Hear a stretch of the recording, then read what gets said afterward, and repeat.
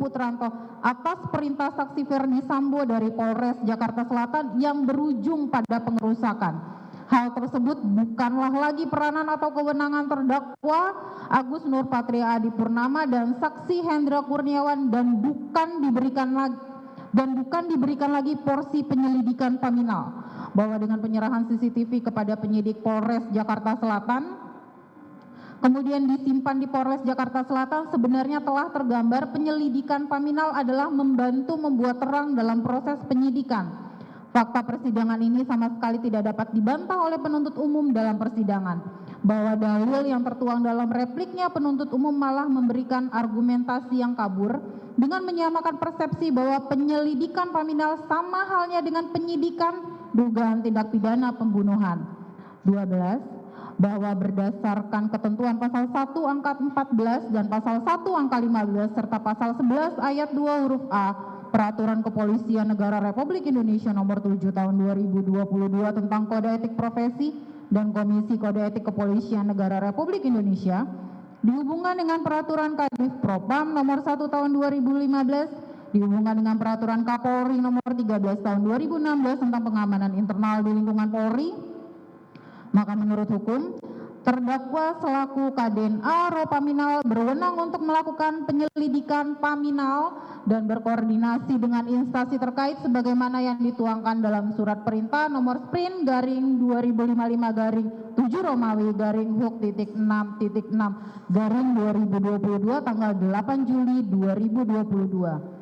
Bahwa terhadap posisi saksi Irfan Widianto dapat kami sampaikan mengutip pendapat dari ahli hukum administrasi negara Dr. Margarito Kamis SHM Hum memberikan pendapat yang pada pokoknya sangat memungkinkan koordinasi lintas divisi dengan alasan kapasitas dan pengalaman yang mumpuni. Tapi kepala unit pada divisi yang dimintakan koordinasi tersebut harus mempersiapkan perintah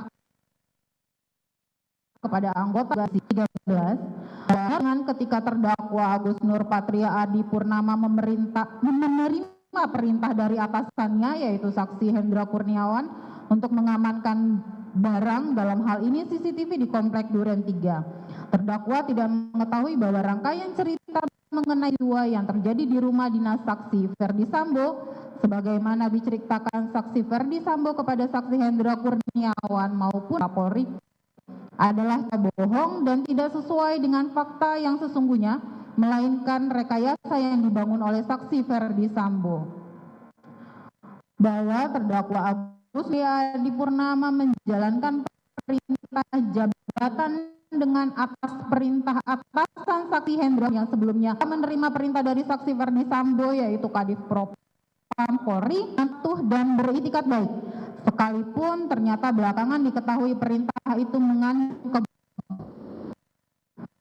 yang membuktikan tanggung jawab atas perintah yang didasari oleh kebohongan diterangkan melalui pendapat ahli hukum administrasi negara Dr. Margarito Kamis SHM Baskan pada saat seorang bawahan menerima perintah tersebut tetap harus dilaksanakan pada saat itu juga asalkan bawahan tersebut menjalankan perintah dengan itikat baik serta benar-benar tidak mengetahui bahwa perintah tersebut mengandung kebohongan dari si pemberi perintah. Ahli hukum pidana Dr. Dian Adriawan Daeng Tawang menjelaskan apakah seseorang bawahan yang melakukan perintah atasan dengan dasar kebohongan dapat dipidana.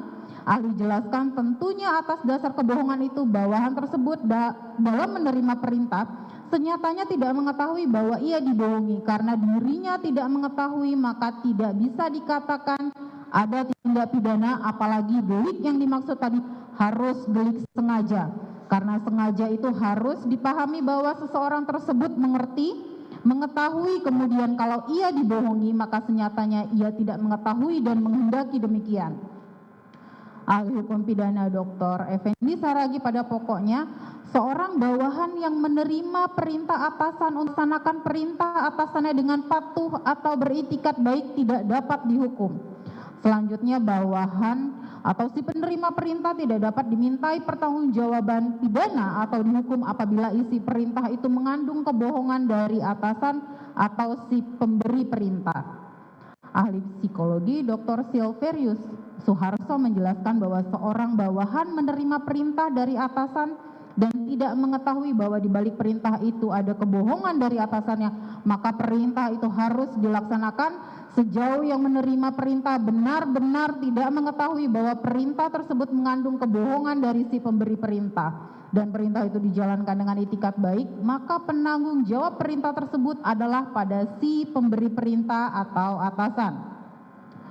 Bahwa oleh karena terdakwa menjalankan perintah jabatan yang diberikan oleh atasan terdakwa, yaitu saksi Hendra Kurniawan yang menerima perintah awal dari saksi Ferdi Sambo yang didasarkan pada sesuatu yang tidak sebenarnya atau merupakan kebohongan yang dapat dikualifisir sebagai kesesatan fakta yang bukan merupakan kesesatan hukum dan berpedoman pada azas hukum regula est juris quidem ignorantia sui non sere facti vero ignoratim non sere. Artinya kesesatan hukum tidak dapat membebaskan seseorang dari hukuman, namun tidak demikian dengan kesesatan fakta. Konsekuensi lebih lanjut, kesesatan fakta masih dapat membebaskan seseorang dari hukum. Tegasnya, kesesatan fakta termasuk dalam alasan penghapus pidana, maka terdakwa harus dibebaskan dari segala dakwaan. Bahwa terhadap tanggapan khusus dari penuntut umum, poin 6 dalam repliknya telah kami uraikan di atas sebagaimana poin 8 duplik, oleh karenanya tidak perlu kami ulangi. 14. Bahwa sebagaimana fakta terungkap di persidangan bahwa tidak terbukti bahwa terdakwa Agus Nurpatria Adipurnama menghendaki untuk timbulnya akibat terganggunya sistem elektronik atau agar sistem elektronik tidak bekerja sebagaimana mestinya sehingga unsur pasal 33 Undang-Undang ITE yaitu unsur dengan sengaja, berikut unsur-unsur lain dalam pasal tersebut menjadi tidak terbukti. Bahwa dalam peristiwa tanggal 9 Juli 2022 tersebut terdakwa Agus Nurpatria Adipurnama sebagai bawahan dari Karopaminal Div Propam saksi Hendra Kurniawan meneruskan perintah kepada saksi Irfan Widianto yaitu cek dan amankan CCTV, koordinasikan ke penyidik Polres Jakarta Selatan bahwa kegiatan terdakwa Agus Nurpatria Adipurnama pada saat itu telah dilengkapi dengan surat perintah nomor sprint garing 2055 garing 7 Romawi garing Huk titik 6 garing 2022 tanggal 8 Juli 2022.